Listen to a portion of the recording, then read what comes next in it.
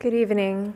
My name is Supasini Sirapan, and I'm a student project manager at the Clark Forum for Contemporary Issues at Dickinson College. On behalf of the Clark Forum and the Dialogues Across Differences project, which is funded by a grant from the Arthur Vining Davis Foundations, I would like to welcome you to tonight's lecture, Open Inquiry and the Collegiate Mission. At this time, I ask you please silence all cell phones and other devices. In the event of an emergency, accessible exits are located through the door behind me. There will be a question and answer session immediately following the program, so please hold all questions until that time. During the question and answer session, we ask that you keep questions succinct so that everyone who wishes has a chance to ask their question. As a show of respect for our speaker and everyone in attendance, please stay until the end of the program, including the question and answer session. Before we begin, I would like to take a moment to recognize that Dickinson College is on the unceded lands of the Susquehannock Nation. We acknowledge the many Indigenous peoples that live with these lands, as well as the thousands of Indigenous children who were forced into the Carlisle Indian Industrial School, starting in 1879 as part of a federal cultural eradication effort. I'm especially excited to introduce our speaker tonight, Dr. Jacqueline Pfeffer Merrill, who is director of the Campus Free Expression Project, an organization aiming to foster an inclusive environment on campuses where free expression, civil discourse, and academic freedoms are upheld. Besides her work as director of the Campus Free Expression Project, Pfeffer Merrill serves as a trustee for the Association of Core Texts and Courses and is a member of the Virginia 250 Education Steering Committee. She has taught at the College of William Mary and St. John's College and holds a master's and doctorate from Duke University. And now, please join me in welcoming our guest, Dr. Jacqueline Pfeffer Merrill.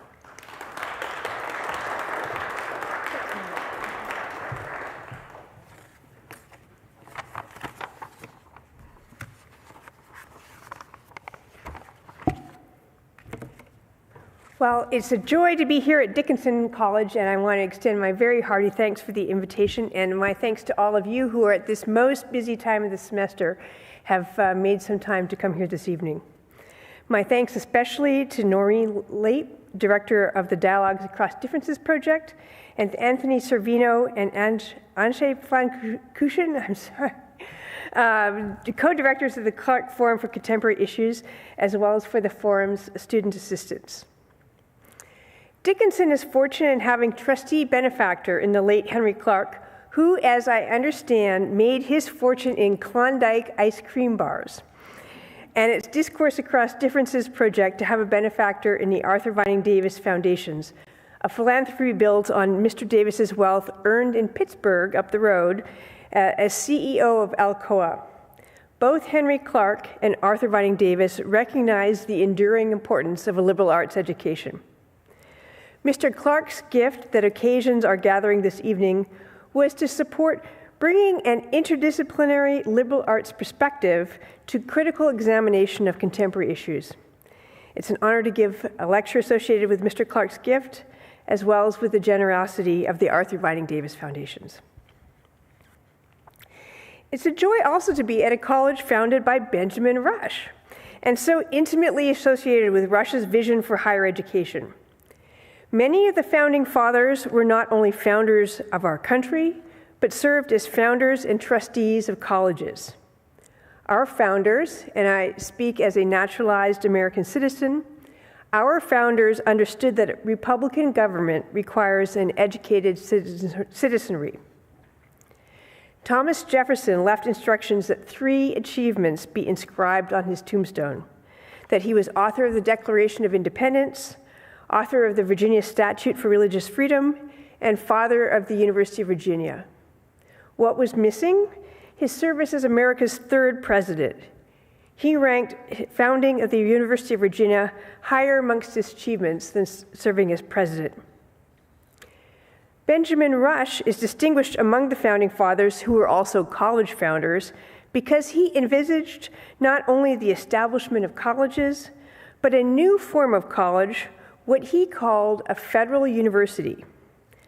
Rush first outlined his proposal for a federal university in the early 1787 in an essay published in the magazine American Museum.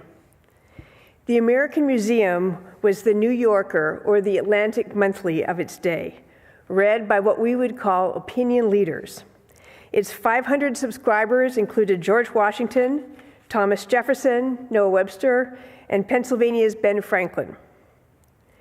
In his American Museum essay, Rush declared, the American War is over, but this is far from being the case with the American Revolution. To complete the revolution, Rush wrote, two sorts of reforms were necessary. One sort of reform was widely understood as necessary, reforms to, quote, repair the defects of the Articles of Confederation. As he noted in his essay, a resolution to repair these defects was in view, with a, quote, convention soon to sit for the purposes of devising a new constitution, that is, the Constitutional Convention of 1787. But then Rush proposed a second reform, a proposal that others had not made, the foundation of a new kind of higher education, a federal university. Rush proposed a federal university to be founded in the city where the federal government would be seated. But Rush's federal university would not be federal because it was seated in the capital city. It would be federal in that among its chief purposes was to create an elite able to transcend sectarian and regional differences in the new country.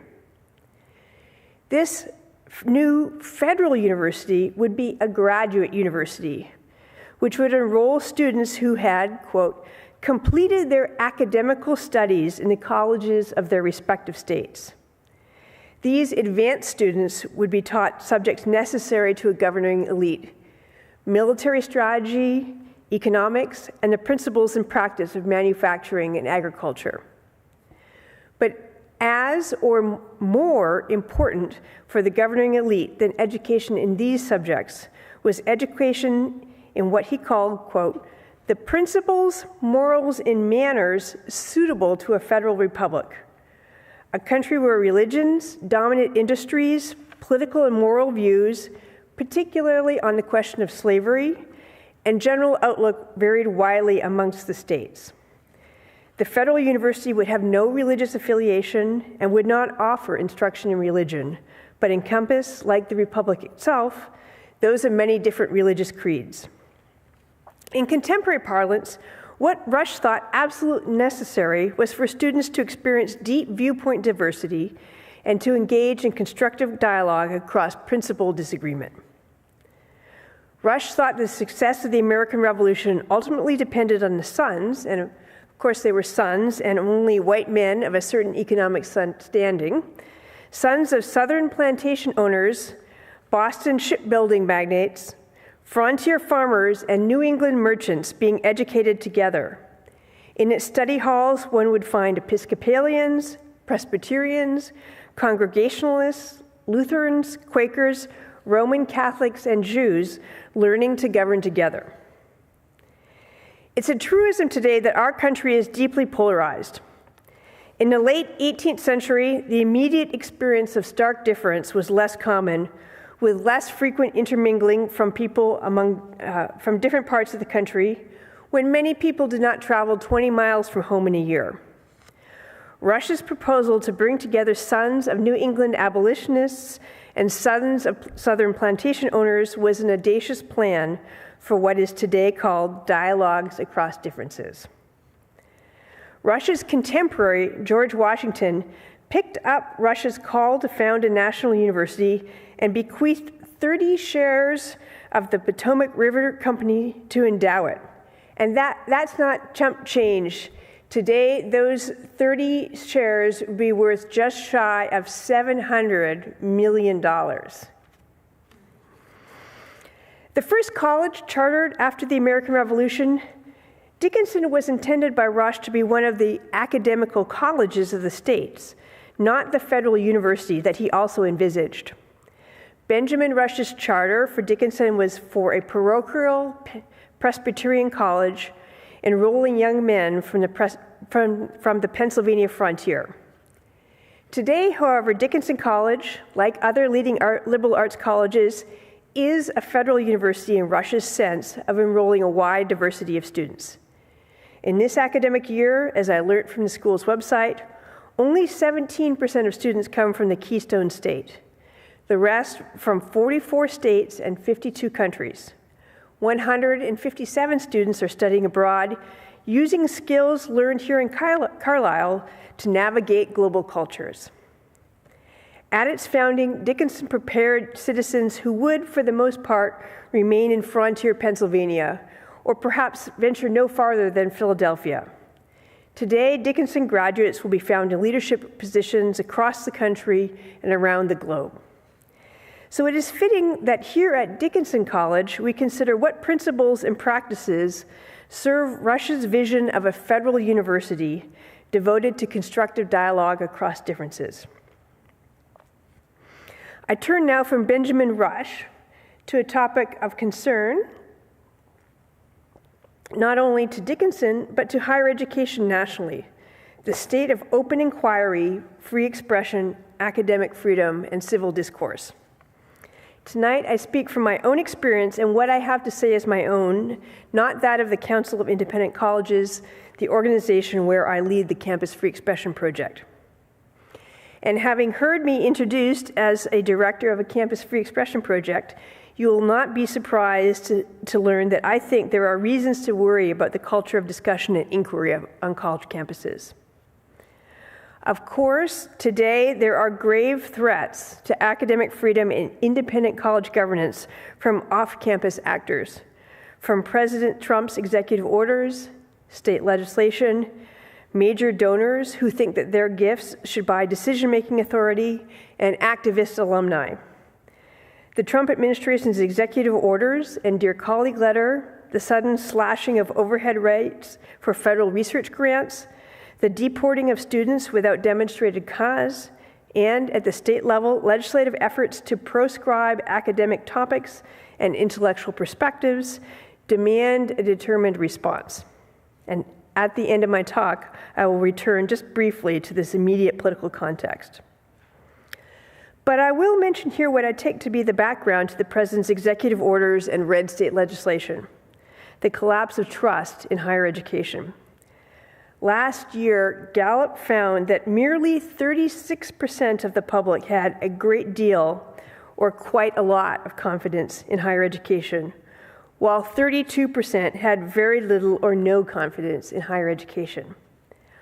Only a decade ago, 57% of the public had a great deal or quite a lot of confidence. And while the public has lost trust in many institutions, confidence in higher education has fallen faster than confidence in any other institution, and it has fallen on both sides of the aisle and amongst those with as well as those without college degrees. There are many reasons for this trust deficit, including cost, the perception that colleges don't teach relevant job skills, but according to Gallup, the predominant reason is suspicion that higher education has a political agenda, is too focused on diversity, equity, and inclusion, and too dominated by faculty pushing a liberal agenda.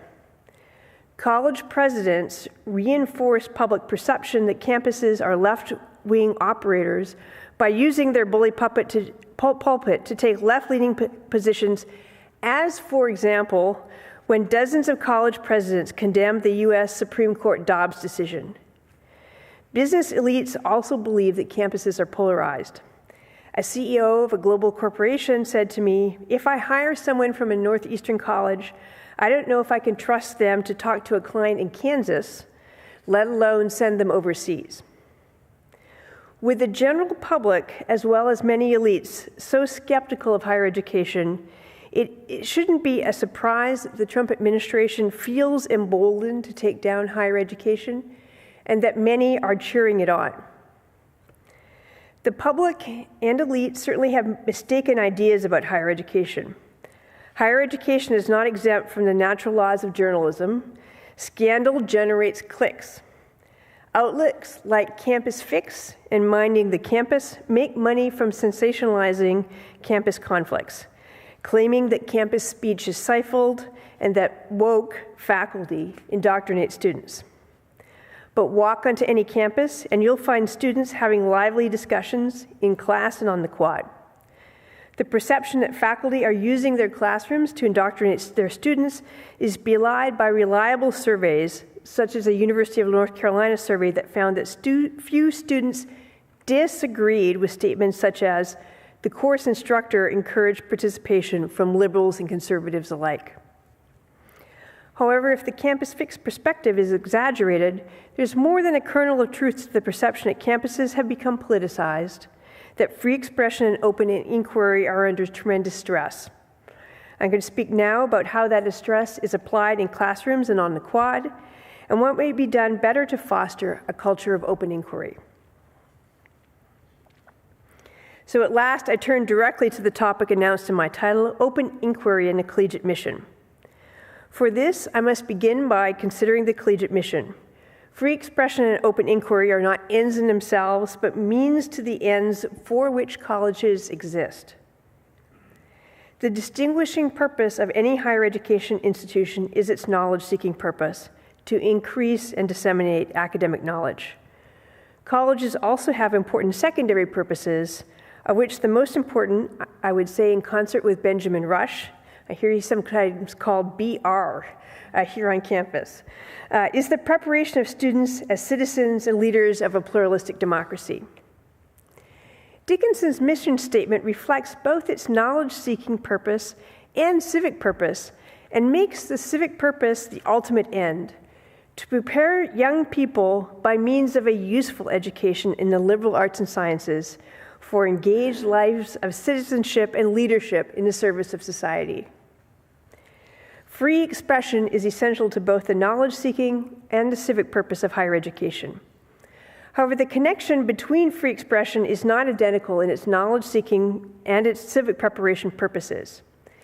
The academic knowledge-seeking component of undergraduate education is especially focused on the classroom experience. The civic preparation component predominantly takes place outside the classroom in residences, quads, dining halls, clubs, extracurricular activities, and coffee shops. We shouldn't talk about campus free speech without specifying where that speech is taking place. Speech inside the classroom is governed by academic norms. Speech outside the classroom is more freewheeling, but shaped by cultural, social, and political norms. My thesis tonight is that students, faculty, and campus leaders find themselves too often without the skills, cultural practices, and confidence that others will back them up to feel sure-footed in saying what they really think, and that this is happening both in classrooms and outside of classrooms. Further, a censorious minority is undermining open inquiry, free expression, and academic freedom, compromising the collegiate mission and the ability to serve students and faculty. I'm going to first speak about open inquiry in the classrooms, and then turn to spaces outside the classrooms.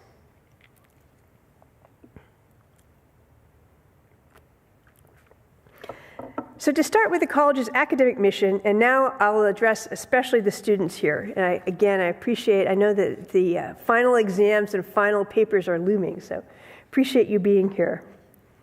Your professors, as advanced learners, have primary responsibility for upholding the academic knowledge-seeking mission.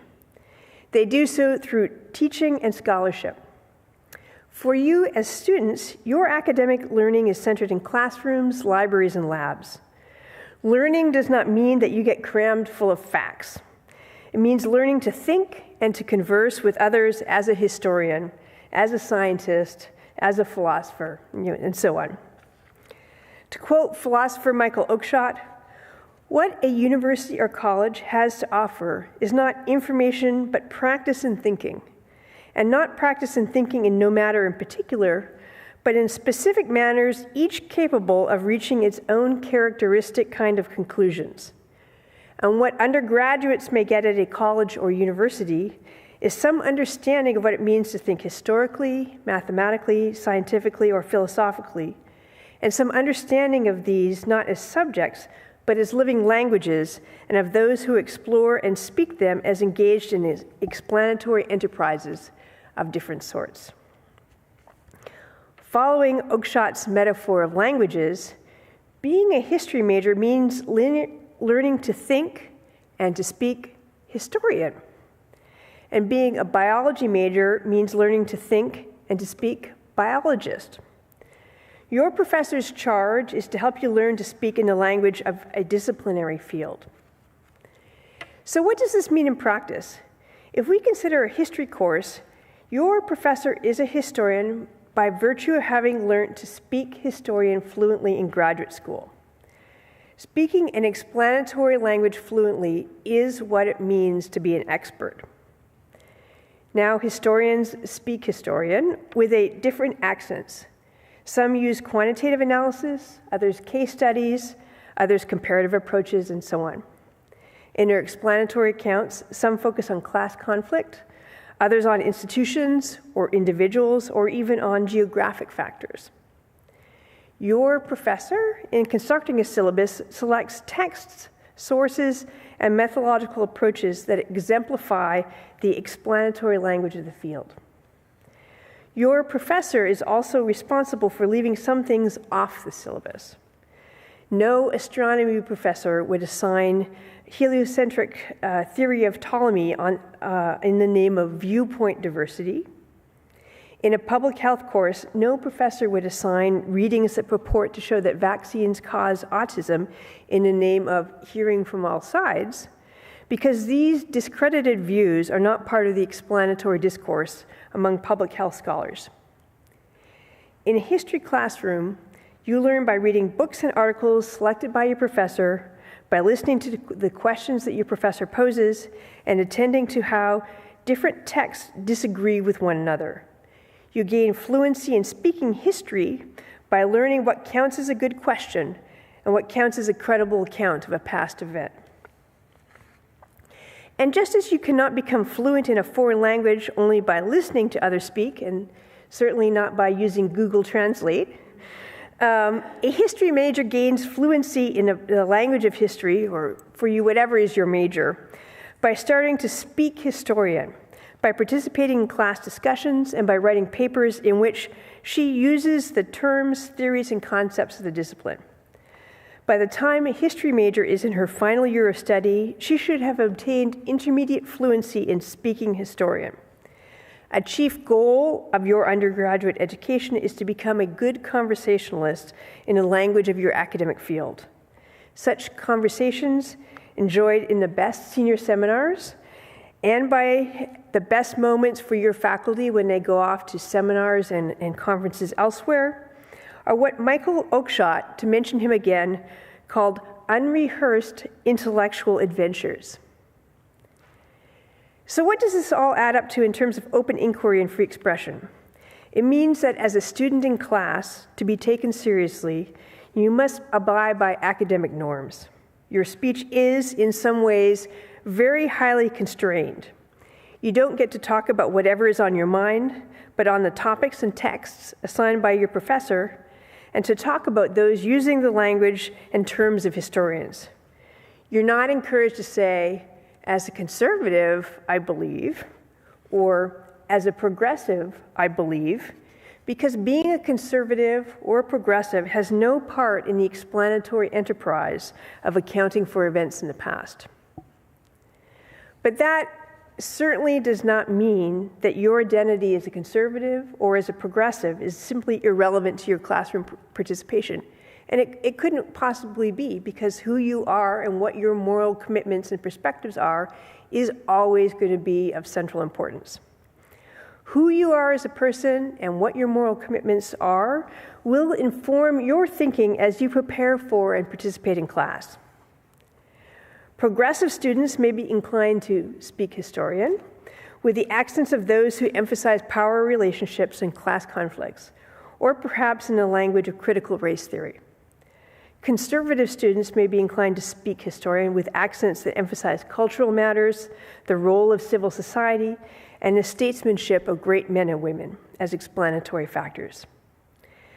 So while you are constrained by speaking only in the language of your field and constrained to stick to the topic your professor has set for the class, you have tremendous freedom beyond that, so long as you are speaking historian, or again, whatever is the disciplinary language of the class. You have freedom of inquiry to ask questions and attempt to advance lines of argument. And you have the freedom to disagree with the professor, the assigned texts, and with other students, and who owe you rejoinders to your arguments, also offered in a disciplinary language. This is why classrooms can create such powerful opportunities to defang political disagreements, or at least to discuss politically fraught topics without being fired up by political ideology. When people of different political stripes constrain themselves to speaking in an academic language, and it involves discipline to do so, these are academic disciplines for a reason, with shared language and shared standards and bodies of evidence, and wrestling their disagreements out in a common language, disagreements can still be sharp. But when people are serious about such conversations, they must step away from their political identities, at least temporarily, acknowledge that the evidence may not be all on their side, and engage others in a shared language rather than simply directing a harangue. I've just said that we should feel free in a classroom to say whatever we believe, so long as it is on topic and spoken within a disciplinary language.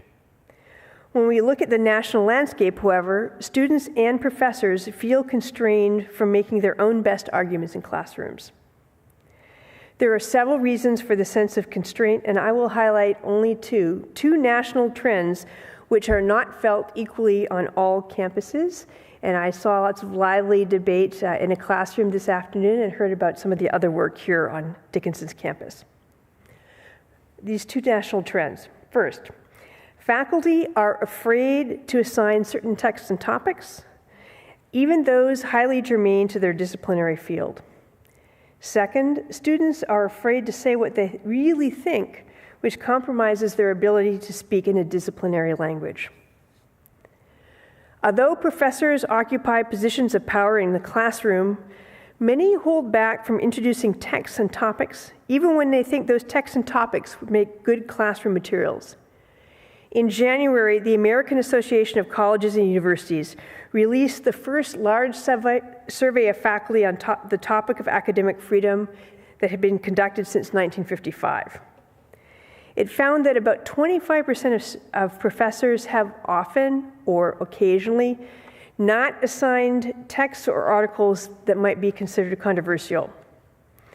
A University of Wisconsin system survey of students published last year explains some of this faculty anxiety. More than 23% of students agree quite a bit, or a great deal, that a professor should drop a reading or assignment if some students feel that it causes harm to certain groups of people. When I visit faculty at campuses across the country, I hear accounts of professors who have not assigned germane texts, and because they are worried about what may happen as a consequence of assigning that text. You may remember national headlines about the Hamline visiting professor who lost her job and was condemned as Islamophobic after a student objected to a medieval painting of the Prophet Muhammad, although there was a warning about the controversial content on the syllabus and an option to skip that part of the class. There are many such stories, less well reported. An untenured neurobiologist cut a unit on autism on her syllabus after a complaint by an autistic student who declared that the topic would make him feel unsafe.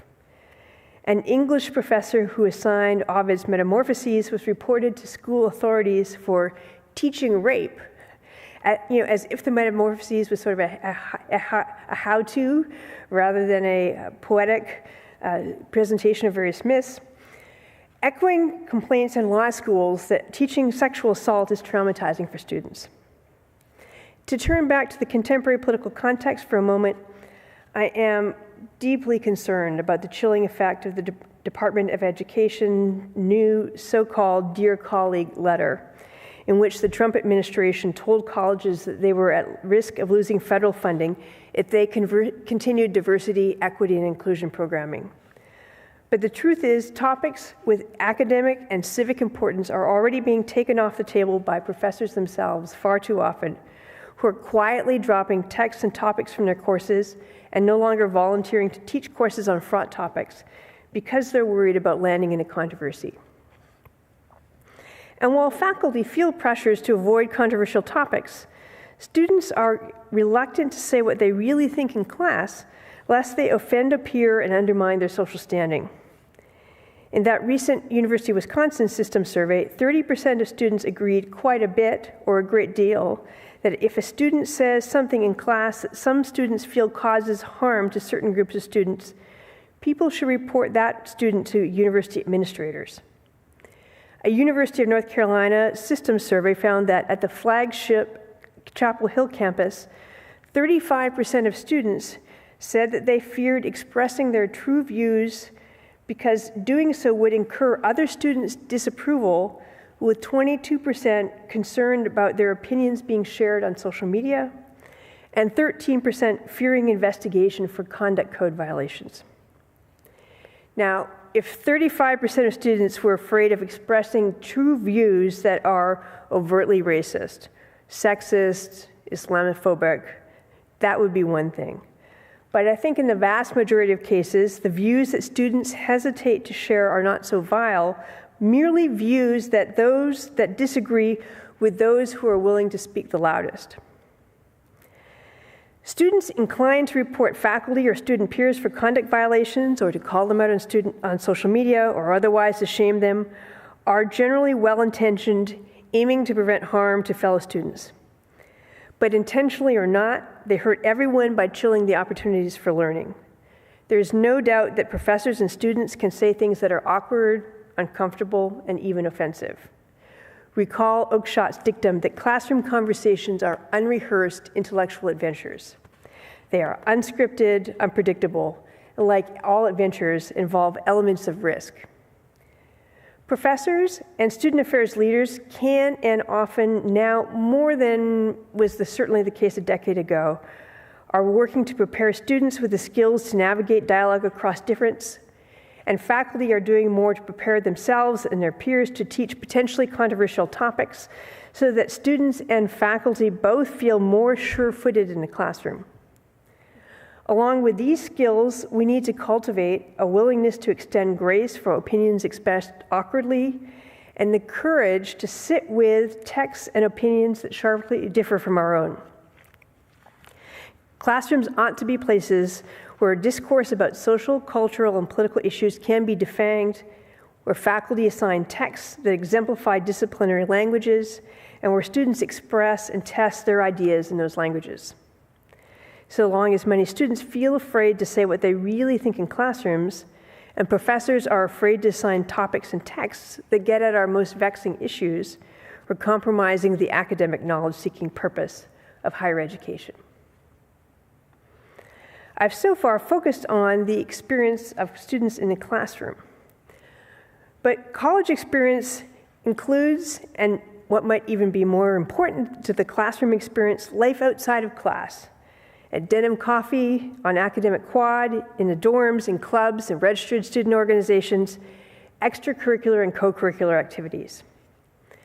Free expression means something different in these settings than it does in the classroom. In the classroom, there are the constraints of a disciplinary language and a professor guiding the conversation. Outside of class, conversation is more freewheeling. Many conversations occur via text messages and Instagram, but they're conversations nevertheless.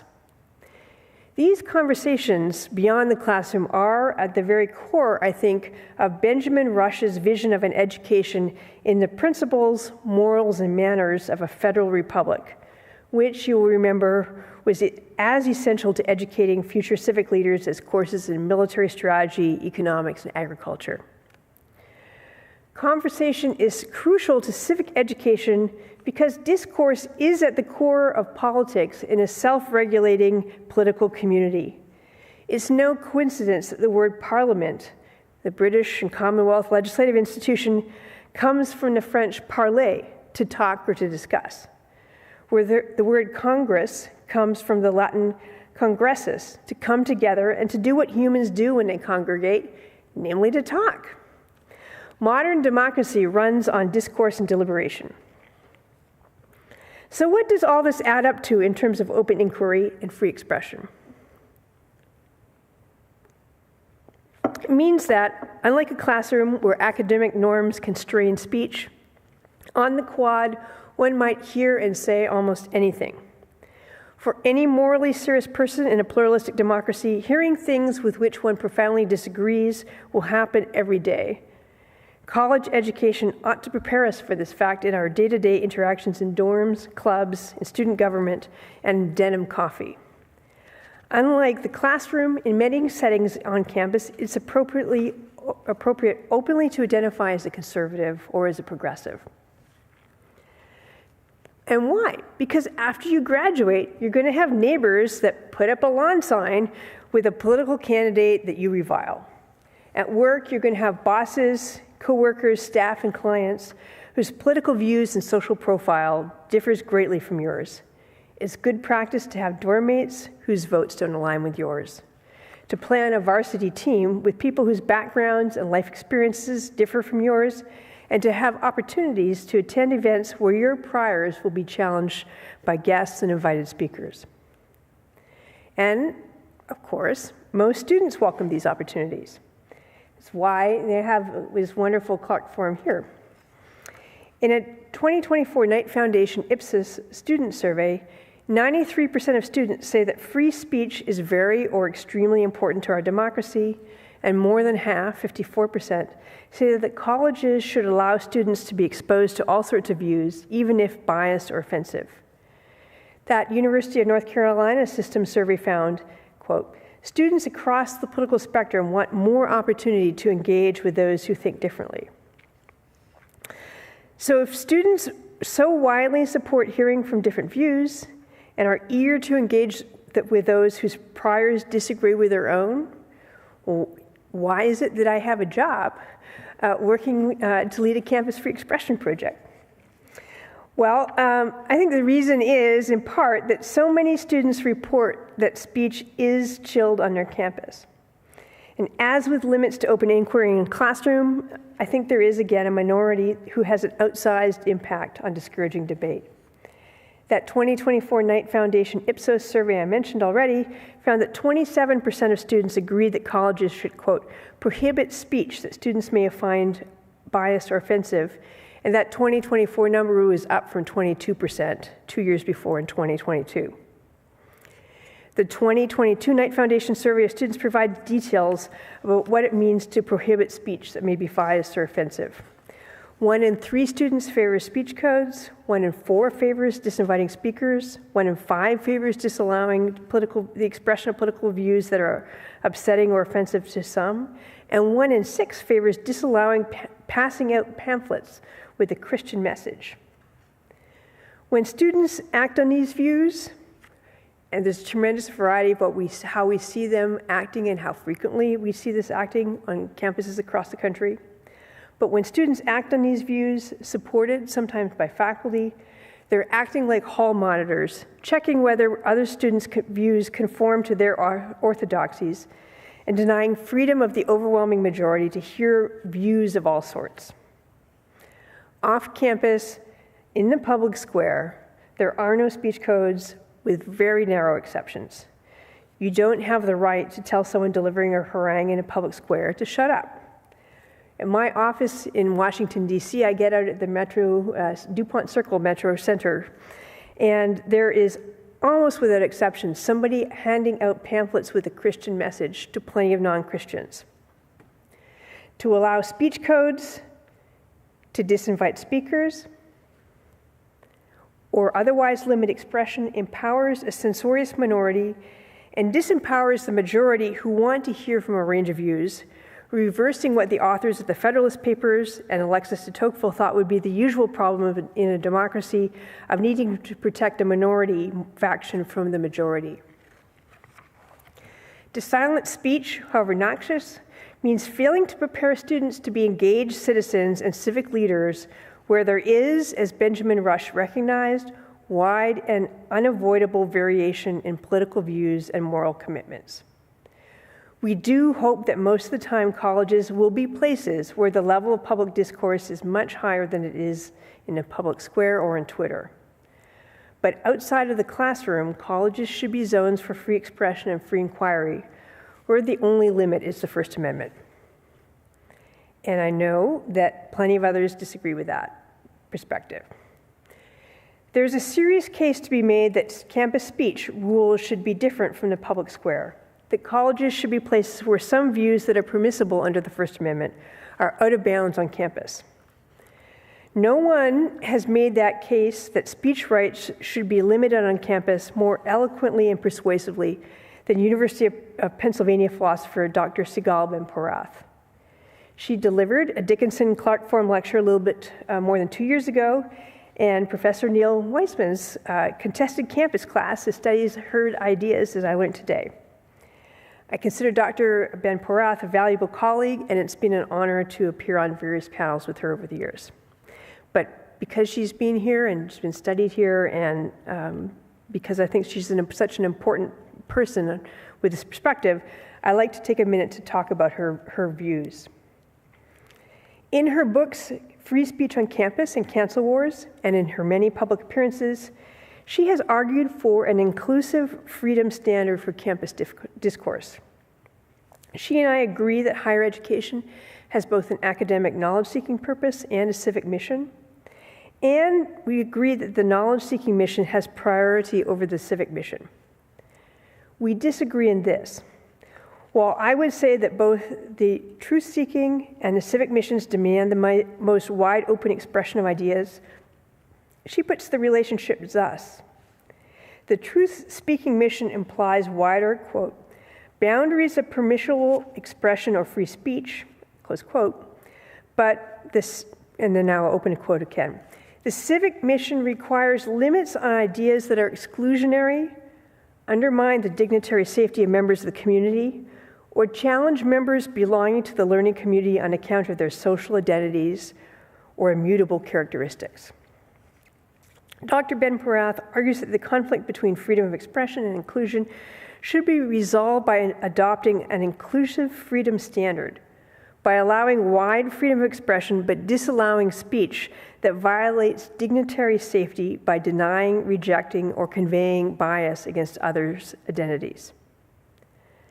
Dr. Ben-Porath has made this argument very cogently, but I think mistakenly. She optimistically assumes that an inclusive freedom standard will bring a light touch to campus speech. She writes, quote, curtailing speech to prevent controversy is both unjustified and ineffective. Instead, colleges should enable multiple forms of expression and political speech, guided by no more than broad legal requirements and a thin, flexible commitment to an inclusive atmosphere. Whether this imposes a thin or, in fact, a thick burden is in part an empirical question, and I think her optimism that there will be a light touch on speech is mistaken. I think that dignitary safety concerns risk ruling out of bounds many, not just a few, conversations that are important to both academic and civic life. Dr. Ben-Porath asks rhetorically, again, quote, does it make sense to discuss whether the earth is flat, whether there are innate differences among races, or what the relationship between sex as assigned at birth and gender is, close quote, with the implication that perhaps all of these are topics that don't make sense to consider. While there isn't serious consideration to be had about whether or not the world is flat, but there is serious conversation to be had about the relationship between birth, sex, and gender, including consideration of the view that there are only two sexes. I think that the fear that has led so many professors, again, that was a quarter of professors who said that they at least sometimes consider dropping texts, and that's of all faculty. So not, the STEM professors will be dropping fewer texts than the humanities and social sciences. I think the fear that has led so many professors to drop texts and topics from their classes with real damage to the academic mission has been out of concerns that some texts and topics will be perceived as denying, rejecting, or conveying bias against certain identities. Ruling out of bounds discussion of whether or not there are only two sexes, or a neurobiology class discussion of autism, or reading certain works of literature, or studying certain works of art, are examples of Dr. Ben-Porath's inclusive freedom standard being a thick burden. In respectful disagreement with Dr. Ben-Porath, I think the civic mission requires that there be no limits beyond the First Amendment about what can be said or asked on campus, because we must prepare students for a public square where the only limit is the First Amendment. We cannot have a campus simulation of public discourse where the most challenging speech is ruled out of bounds. Our country is deeply polarized, our national political discourse is ugly, and a serious collegiate civic purpose cannot shelter students from that. If speech outside the classroom should be almost unlimited, if wrong, offensive, even vile speech should be tolerated, people like me have to say something about what our attitude should be towards such speech when we encounter it. One famous answer comes from John Stuart Mill's On Liberty, where he makes the case that to silence any opinion is an evil because to do so prevents false opinions from being countered and the reasons for true opinions being remembered. U.S. Supreme Court Justice Louis Brandeis echoed Mill in his opinion in Whitney versus California. The remedy to be applied is more speech, not enforced silence. Mill and Brandeis optimistically assume that most people who are wrong will eventually be won over and that reason will prevail.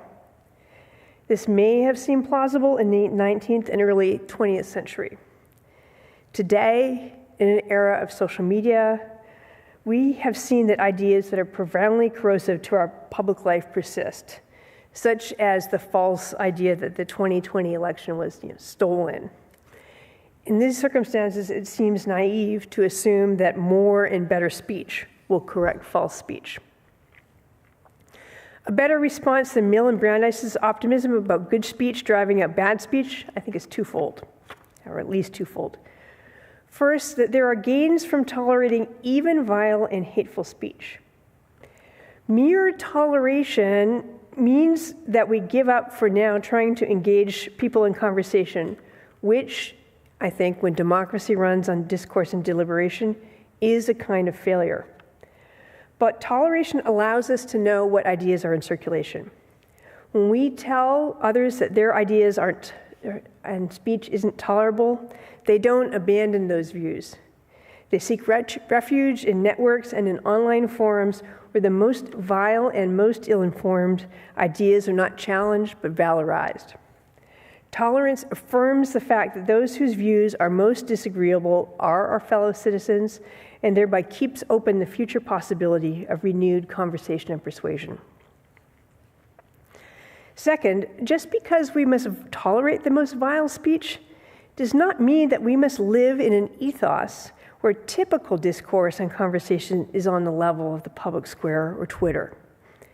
Students, faculty, and campus leaders can foster, especially on a residential campus, a culture where civic discourse skills are taught in classrooms and in co-curriculars, where those who are cordial, even in sharp disagreements, are more highly esteemed than mere provocateurs, where the habits of question posing and evidence seeking overflow from classroom discourse to quad discourse, where a constellation of clubs and student organizations provide a sense of home among like-minded individuals and a respite from the rough and tumble of exchange with those who think very differently, and where faculty and administrators provide models of respectful conversations that incorporate multiple viewpoints.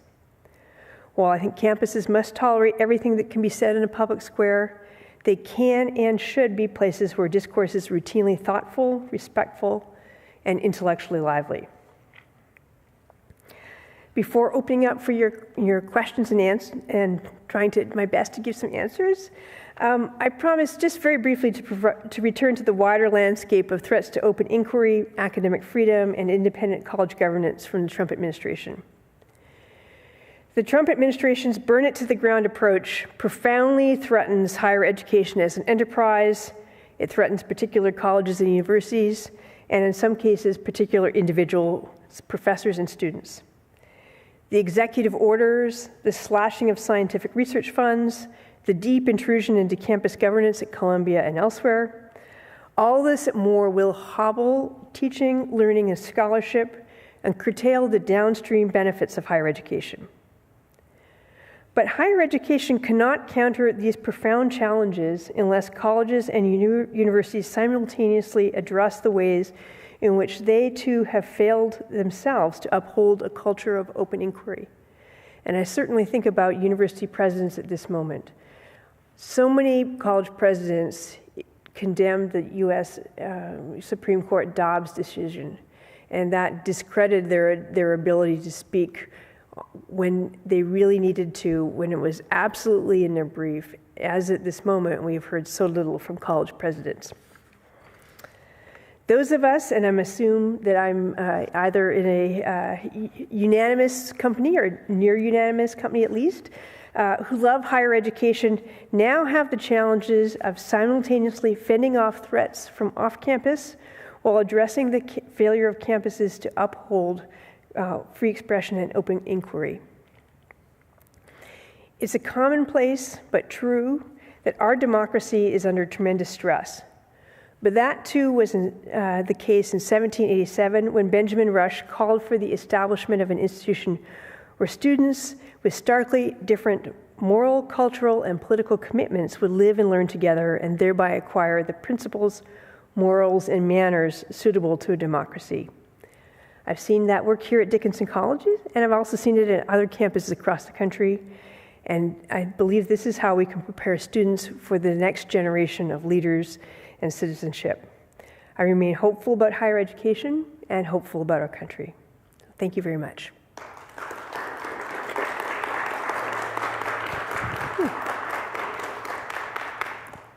So it is now time for the question and answer session.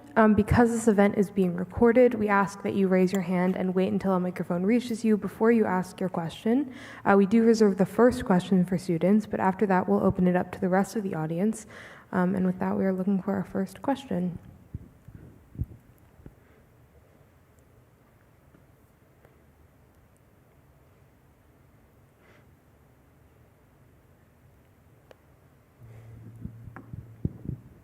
Hi. So I'm not sure if you've heard, but last year Dickinson had quite a controversial speaker intended to be our commencement speaker. There was a lot of controversy surrounding what he said in his book, and many students found that it was quite Islamophobic. What is your advice/approach to student backlash like that? Because I think it was quite a large amount of people on campus that called for his removal. Yeah, so I am aware of that. I'm not going to talk to that particular case. I think the core, a college campus has only a certain group of students and faculty, and it's one of the most important ways of enriching that education to bring speakers to campus. And the Clark Forum brings many speakers over the course of the year. A commencement speaker is a rather different case because a commencement is a different occasion than a kind of an academic class or an academic forum. I had a chance when I was leading this project several years ago at the Bipartisan Policy Center to host a panel of disinvited speakers. And amongst those who were disinvited was Bob Kerrey, former governor and then senator from the state of Nebraska. And I think it's a wonderful example because we hear that people who are, it's an example of someone on the left being canceled just as the same as those who were on the right being canceled. And in his particular case, he was, and he actually wasn't canceled. He was supposed to be a commencement speaker at Creighton University, and there was controversy about the fact that he had pro-choice positions, and there was pressure from outside groups as well as from students to disinvite him, and he eventually withdrew his invitation. Also had on that same panel Harvey Mansfield, who had just been disinvited from giving the commencement address at Concordia. So they had a whole panel of disinvited people. It was quite, and what I think we are going to have our priors challenged all the time in public life. And I think the value, especially in academic settings, of having guest speakers come to campus is that they are able to bring perspectives that are not present on the faculty or in the student body, and sometimes to have panels. And that is an enrichment opportunity and a chance to stress test your ideas against those of the speaker. I think any commencement is a little bit different. It's normally the case that for any invited speaker or panel of speakers is going to have to take questions, and that gives the opportunity to have those views challenged. So I think disinviting speakers, and it's a very frequent occurrence. The FIRE, the Organization Foundation for Individual Rights in Education, tracks, and I think we're already well above 36 disinvitations attempts this year, which is only early April, is not stepping up to hear the kind of discourse that one is going to have to engage with as a member of the community.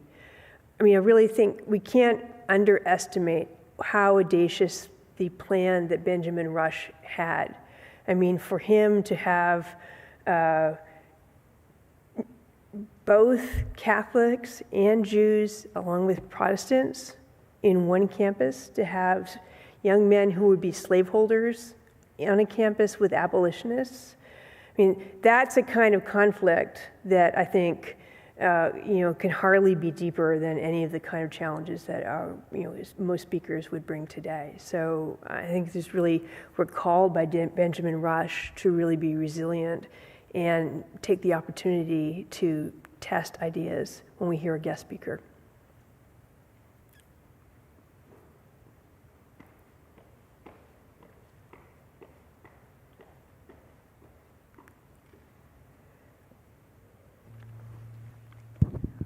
Hello, thank you so much for your talk tonight.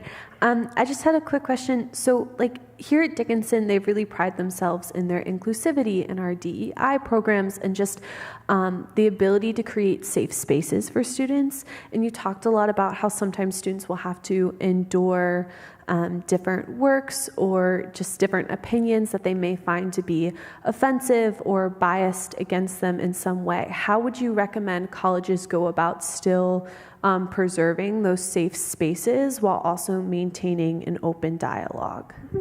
You said it as a simple question. It's a really hard question. So I worked with the Task Force of Academic Leaders, and at the core of the task force's work, the Task Force on Academic Campus Free Expression, was around how is it that we make campuses safe and welcoming environments for robust intellectual exchange and honor academic freedom and free expression commitments. So they have thought about that, and in company with them, I've tried to think about that quite a bit as well. One of the things that's important to be thinking about is, what does inclusion mean? And inclusion on a college campus means inclusion in a community of learning. And that's particularly true in a campus, in the classroom setting, where I think what the professor's task is to present you with all kinds of extremely challenging texts from all kinds of perspectives. And when so many faculty are pulling texts and just not volunteering, I could just keep telling those stories. And when I talk to faculty, I'm probably a person who seems like a sympathetic person to tell, I decided not to teach that class or that text because I was really worried, but stories are just so frequent. I think the faculty member has a responsibility for, starting at the beginning of the semester, trying to create an environment where the students feel confident that that all their perspectives will be heard, that let me just add two more things, that methodological considerations get introduced really early in the major course of study. So one of the recommendations of the task force was that methodology not be taught as a kind of a capstone class, but introduced into the earliest levels of the major curriculum, so that faculty could say, well, now that we are, how do we talk about this question as biologists, or how do we talk about it as historians? And I know that there are programs here at Dickinson to help faculty navigate yet better how to have conversations with difficult texts where students have all kinds of different perspectives, and that work is really important. On in the outside of the classroom, I think there are what we have as responsibility, just as we do in the community, when we're out in public, when we're in our neighborhoods, in the communities that we come, is to be alert, to feel the call that, as a good citizen and as a good member of my community, when I hear speech that is exclusionary, when I hear views that are very disagreeable, or even when I notice, maybe that person isn't offended, but they're not being brought into the conversation, I have some responsibility to try to bring them into the conversation. I think one other piece that's important to that is the role of clubs and extracurricular activities. So one of the recommendations of the task force is not to adopt a so-called all-comers policy. So now that's a little bit of a technical thing. All-comers policies are such that whoever wants to come to a club or student organization or serve in the leadership is able to attend. And that sounds sort of inclusive, but one way in which we make people feel at home is that they get to exclude certain people, that you in fact can make inclusion by having a respite from having to engage with people who really think differently from you. And so clubs, student organizations, and support for those organizations is an important part of making an inclusive culture. I'll just give you one example from a public university. The University of Iowa, this was now several years ago, had, there's actually two cases, but two clubs that adopted rules that, are just on, that I think in one case you couldn't be a member, and in one case you could be a member but not part of the leadership if you were gay or lesbian. And that's a very ugly rule that is very, is meant to undercut the status, and did ever undercut the status of LGBTQ plus individuals. So in response to that, the school adopted an all-comers policy. So they had, every club that had an exclusionary rule had to be disbanded. And what that meant was they disbanded scores of clubs. The Asian Students Association, everything that was like, the women's leadership clubs, like scores of organizations that gave people, I don't have to hear people who are of a different faith or who don't share my cultural background. And that was successfully challenged in court. And I think that was one of the cases that the task force really looked at, among others, is kind of questions about all-comers policies that have occurred on many campuses, and said, one of the ways to make campuses inclusive is to give people a chance to have a sense of being at home, where they exclude people who are not going to give them the sense of being at home.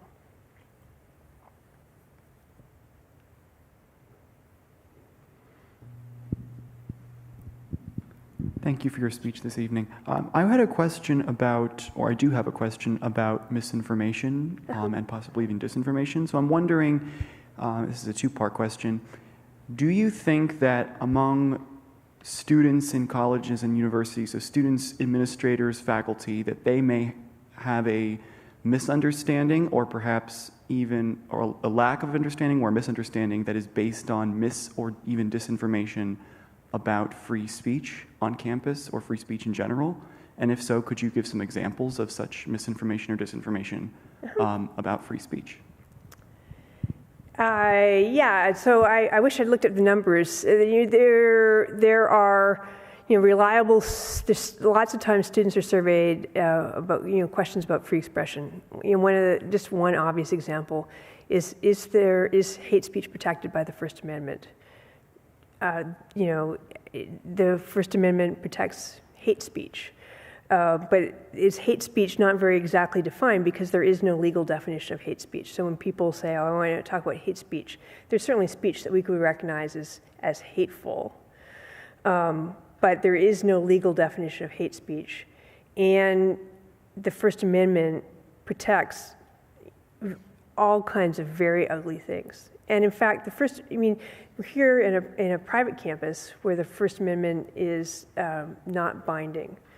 But on public campuses, which of course are the schools that the overwhelming majority of undergraduates attend, the First Amendment protects really hateful speech. It protects speech that is meant to provoke, just to make people angry. It protects things that are patently untrue, that are said when people know that they're untrue. Plagiarism is not against the First Amendment. There's all kinds of very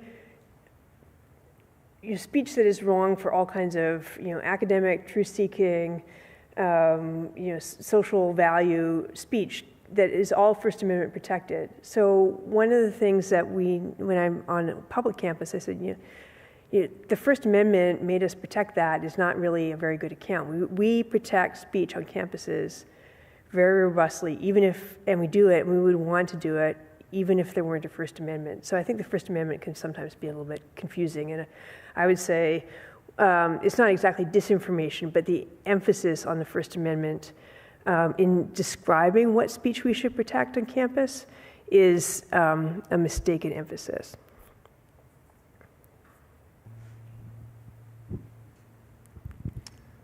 You mentioned the beneficial practice of professors, teachers assigning texts that disagree with each other. I'm wondering if there's any data or surveys on that by CIC or other organizations, and this is on questions where reasonable people differ, right? Not the shape of the earth, but think, for instance, the question, what's the most salient driver of contemporary poverty? There's a wide range, right, of social science responses to that. Do we have a sense of how many classrooms, how many seminar rooms have students that experience these texts that disagree with one another? I do not know of such a survey. I think the best information that would be out there is on the Open Syllabus project, where faculty upload their syllabus, and but that's not not a sample that meets any kind of scientific standard. This question, we're here in Pennsylvania. You might remember at Lehigh University there was a controversy during the pandemic about a faculty member talking about research, Isabel Sawhill's research about what are the things that one needs to avoid being in poverty. And now I'm going to be tested if I can remember them. Like, don't have finish high school, get married before you have a job, or get married before your kid and have a job. Those are the three things. And it generated a lot of controversy because there's differences in demographic groups about how, especially on questions about having, children of wedlock and so on. And so that, I think it was an economics professor, faced a backlash for what he, I think, understood as presenting research and was seen as presenting information that conveyed bias against certain demographic groups. And I watched the video of that, and I think he certainly could have done a more nuanced job of his presentation. But I think one of the things that's really important, any class is going to have very lively disagreement. So if one is teaching history of political thought, this is my specialty, you can't teach Hobbes and Locke without having really profound disagreement. I think there are some classes where that comes up more immediately, like when you're teaching calculus, Newton won. And it's only if you're taking a history of mathematics class that you would really kind of get introduced to Leibniz. But in social sciences and humanities, I think it's extremely important. And it's likewise, there's plenty of controversy in STEM. So I spoke at James Madison University, and they asked me to, whatever you do, they only made one ask, make sure that you say things that are relevant to students in the School of Engineering and the STEM students, because they don't think that free expression applies, that they don't have free expression controversies. And I shared one of the examples that I shared was a dated example, so I took it out of our most immediate context. With the debates about, and I put up a quote from a geologist, and it could have been ripped from a Twitter today. You know, I go to conferences and nobody will sit with me at dinner, and I'm being, you know, he didn't say the word canceled, basically that's what he described me. I'm not getting peer reviewed, and so on. And what was the controversy about? It was about the theory of plate tectonics. My father was a geologist, so his life was changed by, in the fall of 1957, a geologist coming to the University of Saskatchewan and giving this guest lecture on this very crazy new theory of the theory of plate tectonics. And David Attenborough has a story about asking a question about plate tectonics in class, and the professor shaming him from the rest of the class. You know, I don't know why we would be wasting time on that crazy idea. But even in contemporary geological controversies, and you know, I don't understand the details of any of these geological things because that wasn't my academic specialty. There was a conference about how to address what are the different mechanisms by which glaciers slide, and which has high salience because it seems like a very abstract scientific topic, but it has a lot to do with like how are we going to manage climate change and so on. And there was a concerted campaign that was described in at least briefly, in an Atlantic Monthly article with scientists making videos, don't go to the conference, because it is not just abstract, it touches this highly salient issue today. So I think showing how there's disagreement and how that is, whether it's, how is it that in biology we are thinking about stem cells and using CRISPR manipulation of genetic material in all these other fields. I think it's really important as much as possible to show that scientists and in any of these fields, there's real deep disagreement. And let me just talk about why that's civically important.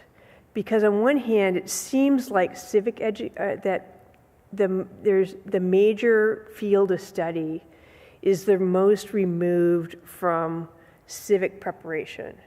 That it's all these experiences on the quad, that it's the general education requirements, the first-year seminars, of which I know you have many here, that's where we have the kind of civic preparation.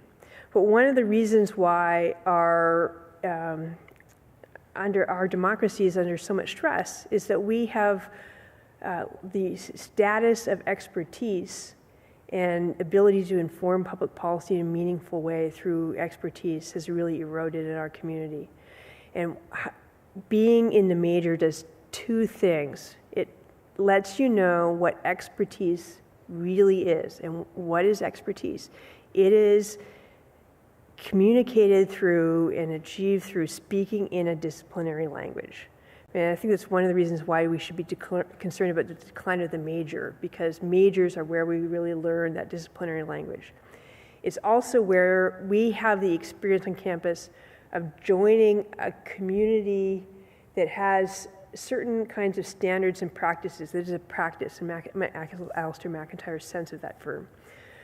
We can join our Hillel or a church or all kinds of clubs on campuses, but becoming somebody who has achieved intermediate fluency in a literary academic language, that's what it means to earn one's way into a community by working towards standards of excellence. And I think that component of education is really is less obviously civic, but I think at this moment it's really important to the civic education of undergraduates. We have time for one more question.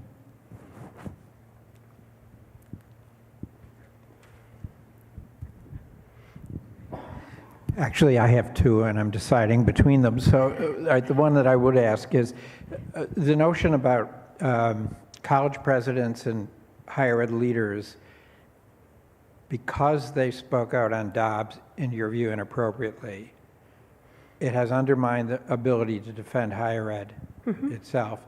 Now, I guess I'd ask, is that really the case? I mean, my sense is that lots of presidents who didn't speak out about Dobbs are still not speaking out now. And I wonder if, in fact, the language of neutrality in which we're appropriately steeped hasn't, in fact, undermined our ability to defend ourselves in an arena in which dialogue and neutrality is no longer appropriate. It is certainly the case that, so I do think that the frequency with which college presidents spoke out on many issues in recent years has undermined their credibility in a way that's, coming home to roost today. So a couple of things happened. College presidents, there was tremendous pressure to speak out, make statements of various sorts, in the wake of George Floyd, and then during the pandemic, that was the only way that college presidents really had to communicate. They couldn't walk across the quad and see people. You had to send an email and make a statement. So those two things greatly, put additional pressures on college presidents making statements and habituated their communities into expecting them. There's a Chronicle of Higher Education reporter that there's a long Twitter thread that's very interesting about the ways in which college presidents responded to Dobbs. And in some cases there was something appropriate to say. We have make note of the decision, and our medical center, especially, is important for schools, medical centers, continuing to offer this or that services and so on. But John Garvey at Catholic, of course, celebrated the decision, but many other presidents described it as deeply destructive, setting us back decades, etc. And that made it seem like campuses were political actors, and that they had that college presidents were taking sides on a political issue, and I think that's true. They were something that was not in the brief of being a college president. And I had the chance to talk with a lot of presidents, or several presidents, before the Students for Fair Admissions case came out, and there had already been a lot of conversations among college presidents that too many presidents had spoken out on Dobbs, and they were, some presidents issued statements in advance of that decision so that they couldn't be accused of being reactive. They were much more dialed back.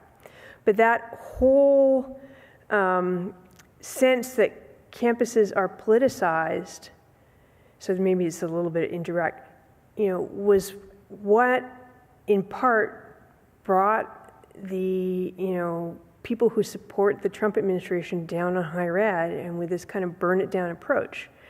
And I think that now, having seen that was part of what attracted so much notice from the Trump administration and have lots of people cheering them on, they were then very reluctant to speak out at this moment, even when it's clearly within their brief. So, the Calvin report, which is a Calvin report, there have been a whole bunch of statements about whether or not college presidents should speak or not speak. The Calvin report is the most famous, but I think there are a number of other examples, even very recent ones. I think the University of Iowa has a wonderful, policy on public statements. DePauw University, the College of the Holy Cross, have statements about what they're going to, when they're going to speak and not speak. And the University of Chicago Calvin report, which came out in the 1960s, when there were Vietnam protests were going on, and colleges didn't want to get caught up in that political moment, said we will stand above the fray, basically, except when it directly involves the mission of the university. And the President Robert Zimmer, who was long president of the University of Chicago, was very associated with this because it was under his watch the Chicago Statement came out. He issued a number of statements about political issues. He issued one on DACA students, two actually, an earlier one and then a later one. He issued a statement on the Trump administration's executive order on open inquiry. And he made clear that in making those statements, he was not violating so-called institutional neutrality because it was directly related to the college's mission. One thing that I like about the University of Iowa's public statements policy is that it gives specific examples. There are three kinds of reasons why we would consider it mission critical to issue a statement. It either affects the university in its academic mission, it affects students and faculty in their capacity of students or faculty, or there's something happens that is disruptive to the functioning of the university. And those three statements, and not only when we speak and issue a statement, the president issues a statement, she, and right now it's a she, will say why there's a mission critical reason that a statement is being issued. What's happening is, a frontal assault on higher ed that is absolutely within the brief of college presidents to be speaking about it, and they are holding back because, and the Calvin report gives no reason to do that, because they are worried that they need to counter this perception that campuses are just political actors because they don't want to be the next Columbia.